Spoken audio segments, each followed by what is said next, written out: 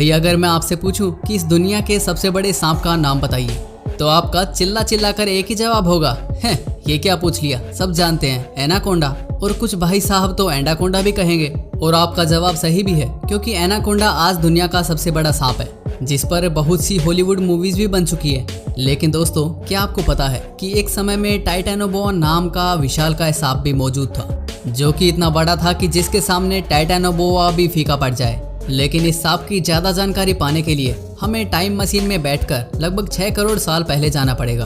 तो चलिए दोस्तों, तैयार हो जाइए टाइम ट्रैवल करने के लिए। और आपको गाइड करेगा आपका होस्ट और दोस्त फैक्टी। और आपको अपने गाइड का कहना भी मानना होगा, इसलिए इस वीडियो को पूरा देखना।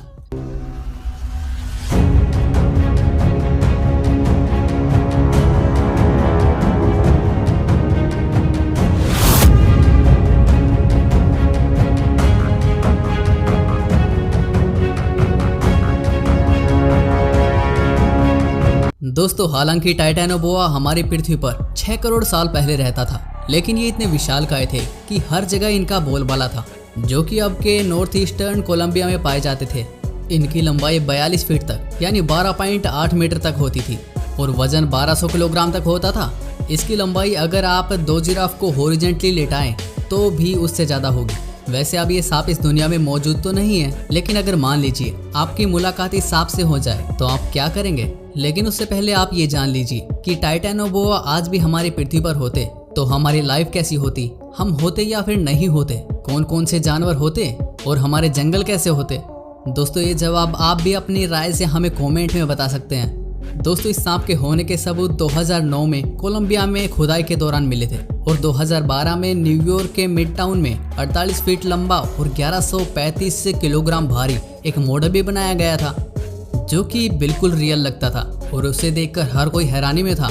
और दोस्तों, अब तक धरती पर इससे लंबे सांप के कोई भी सबूत नहीं मिल पाए हैं, इसलिए टाइटैनोबोआ को इस दुनिया के मोस्ट डेंजरस एनिमल्स के लिस्ट में रखा गया है।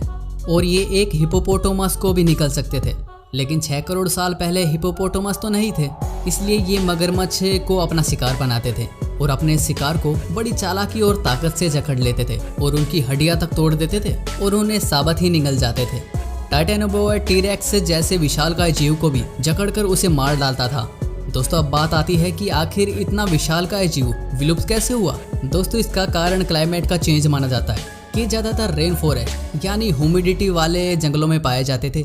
इन्हें लगभग 32 डिग्री सेल्सियस के टेम्परेचर में रहना पसंद था, लेकिन धीरे धीरे क्लाइमेट चेंज ने इन्हें पृथ्वी से विलुप्त कर दिया और आज ये हमारे बीच नहीं है। दोस्तों, अब बात आती है कि अगर आज ये होते तो हमारी लाइफ कैसी होती। दोस्तों, टाइटैनोबोआ साउथ अमेरिका के ह्यूमिडिटी वाले फॉरेस्ट में पाए जाते थे और अगर ये आज होते तो काफ़ी ऐसे ही जंगलों में इनका राज होता और इंसानों की आधी आबादी इनके खौफ में जी रही होती और इंसान को अपना घर किसी ऊंचे स्थान पर बनाना पड़ता जहां ये पहुंच ना सके और हमें हमेशा सेफ्टी के लिए अपने साथ हथियार रखने पड़ते। शायद ऐसा भी हो सकता था कि ये सांप एनाकोंडा की तरह हम इंसानों में दिलचस्पी ना लेते, लेकिन ये बड़े जानवरों को अपना शिकार बनाना बिल्कुल ना भूलते और ना ही इनसे पीछे हटते और ये बड़े जानवरों को जिंदा ही निगल जाते, जिससे कि हमारी फूड चेन टूट जाती और काफ़ी जानवर विलुप्त हो जाते। और आज जंगल का राजा माने जाने वाला शेर राजा नहीं होता, इसकी बजाय टाइटैनोबोआ राजा होता। और हम इंसान ऐसे जंगलों में जाने से पहले 1000 बार सोचते। और तो और साउथर्न कंट्रीज़ के लोग इनसे बचने के लिए नॉर्थर्न कंट्रीज़ में रहना पसंद करते और धीरे धीरे हमारे जंगलों की हालात बहुत ख़राब हो जाती और ज़्यादातर जंगलों में तो इनका ही राज होता। दोस्तों, आपकी राय में क्या कुछ होता, हमें कमेंट करके आप बता सकते हैं। और ऐसे ही रोमांच से भर देने वाली वीडियोज़ के लिए आप हमारे YouTube चैनल को सब्सक्राइब कर सकते हैं, क्योंकि हम डेली ऐसी ही वीडियोज़ लेकर आते रहते हैं। तो दोस्तों, फिर मुलाकात होगी यूनिवर्सल फैक्ट्स के एक और नई वीडियो में।